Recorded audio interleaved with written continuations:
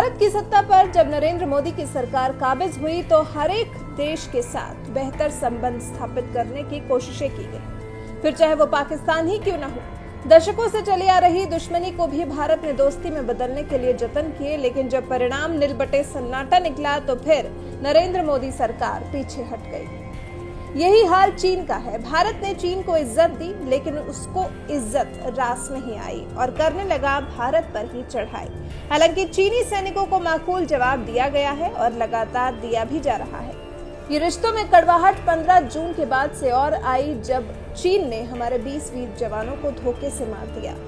वो दिन है और आज का दिन है। भारत लगातार चीन पर आक्रामक रवैया अख्तियार किए हुए है।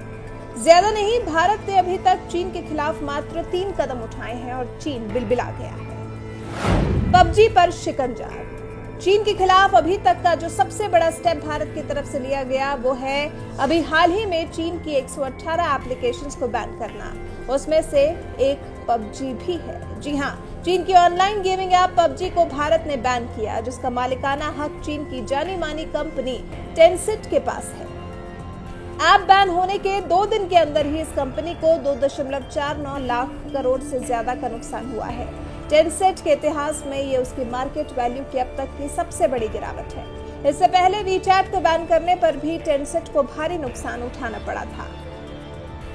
टिकटॉक ने चीन को दिया करारा झटका। ग्लोबल टाइम्स के मुताबिक, जो कि चीन का सरकारी समाचार पत्र है, उसका कहना है कि टिकटॉक और हेलो के भारत में बैन होने से चीन को तगड़ा नुकसान हुआ है। चीनी कंपनी बाइटडांस को लगभग 45,000 करोड़ रुपए का नुकसान उठाना पड़ा है।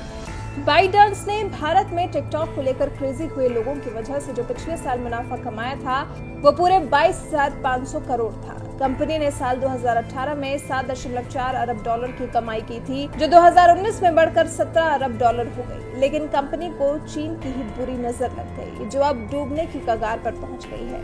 ये सिर्फ टिकटॉक की कमाई नहीं है, बल्कि हेलो समेत अन्य प्रोडक्ट्स की भी है।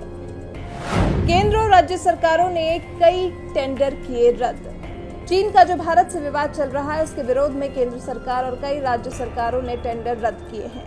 बिहार सरकार ने गंगा नदी पर महात्मा गांधी सेतु के समानांतर बनने वाले पुल प्रोजेक्ट से चीनी कंपनियों को हटा दिया। यूपी की योगी सरकार ने किसी भी सरकारी टेंडर को चीन को देने के लिए सभी दरवाजों को बंद कर दिया। राज्य के सभी विभागों को भी इस प्रतिबंध को लागू करने के आदेश दिए गए। भारत सरकार ने भी रेलवे जैसे अहम क्षेत्र, साथ ही कई अन्य क्षेत्रों में किए गए चीनी कॉन्ट्रैक्ट्स को थाम दिया। चीनी कंपनियों पर रोक लगा दी। केंद्रीय परिवहन मंत्री नितिन गडकरी ने बड़े रोड प्रोजेक्ट में भी चीन की एंट्री पर प्रतिबंध लगा दिया। ये तो हुई चीन पर आर्थिक वार की बात। उसके बाद सामरिक क्षेत्र में भी भारतीय सेना ने चीन को करारा झटका दिया है। लद्दाख में सीमा विवाद को बढ़ाकर पैंगोंग इलाके में अवैध कब्जा करने वाले चीन को सबक सिखाया है। भारतीय सेना ने लद्दाख में कई महत्वपूर्ण चोटियों पर खुद को काफी मजबूत कर लिया है। पैंगोंग के दक्षिणी इलाके में स्थित ब्लैक टॉप और उसके आसपास की महत्वपूर्ण रणनीतिक पोस्ट पर भारतीय सेना जमी हुई है।